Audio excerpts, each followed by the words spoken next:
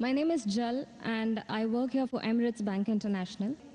My question to you is, which other religion says that they are awaiting the coming of Prophet Muhammad, peace be upon him, other than Muslim and Christianity?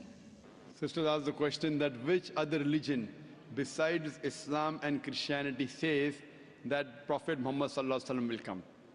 Sister, besides the religion of Christianity and Islam, most, if not all, most of the religions that came before Islam prophesied about coming of the last and final messenger Muhammad sallallahu alaihi wasallam. I've given a talk on Muhammad sallallahu alaihi wasallam in the various world religious scriptures. Besides Christianity, you also find in Judaism about Muhammad sallallahu alaihi wasallam.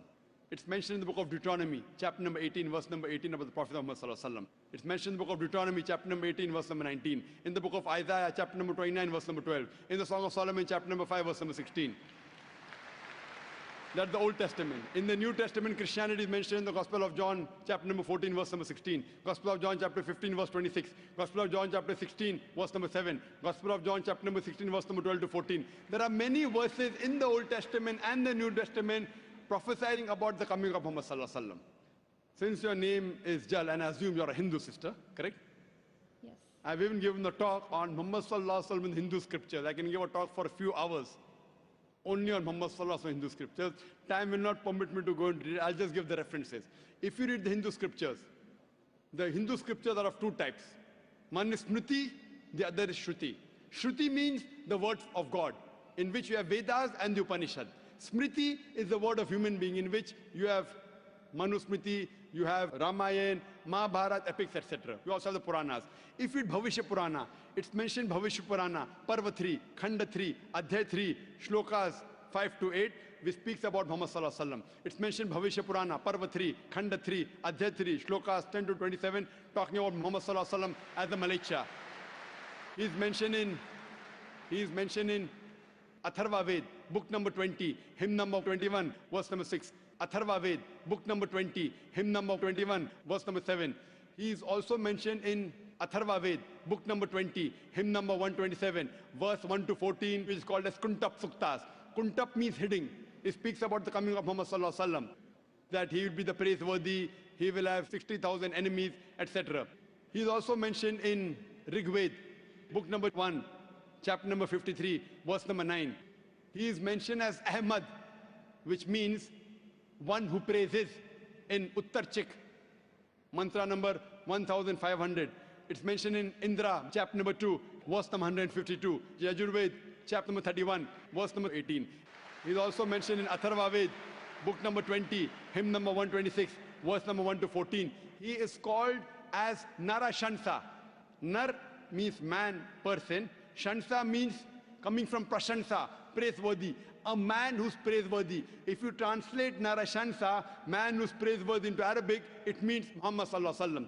He's prophesied as Muhammad sallallahu alaihi wasallam in Rig Ved, book number 1, hymn number 13, verse number 3. In Rig Ved, book number 10, hymn number 64, verse number 3. He's mentioned Rig Ved, book number 2, hymn number 3, verse number 5. Rig Ved, book number 5, hymn number 5, verse number 2. He's also mentioned Yajurved, chapter number 20, verse 37. Yajurved, chapter number 21, verse number 31.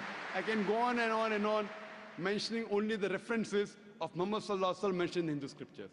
Due to limitation of time, I will just touch on one prophecy a little bit in more detail. He's been prophesied as the Kalki Avatar. You know, when you read the Kalki Purana, book number 2, verse number 5, 7, 9, 11, 14, he's prophesied as the Kalki Avatar. And it's mentioned there that his father's name will be Vishnu Yas. Vishnu means God, Yas means servant, servant of God. If you translate to Arabic, it's Abdullah. The father of the name of Muhammad sallallahu alaihi wasallam was Abdullah.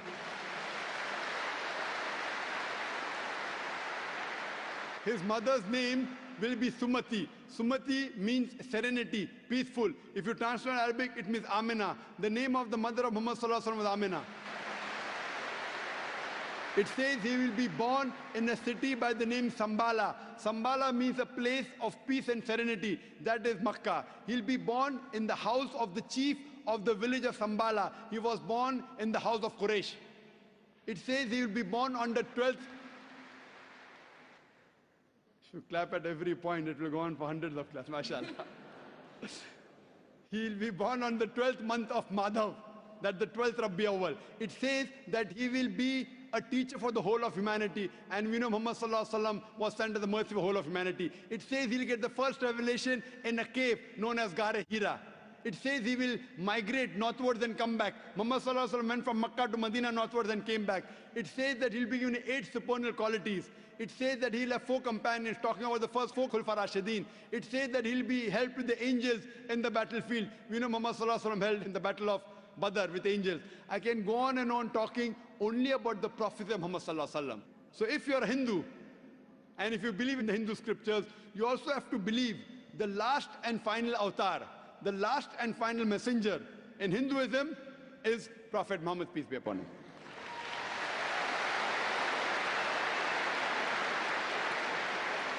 However, Doctor, according to Hinduism, the Kalki avatar is still being awaited. So are you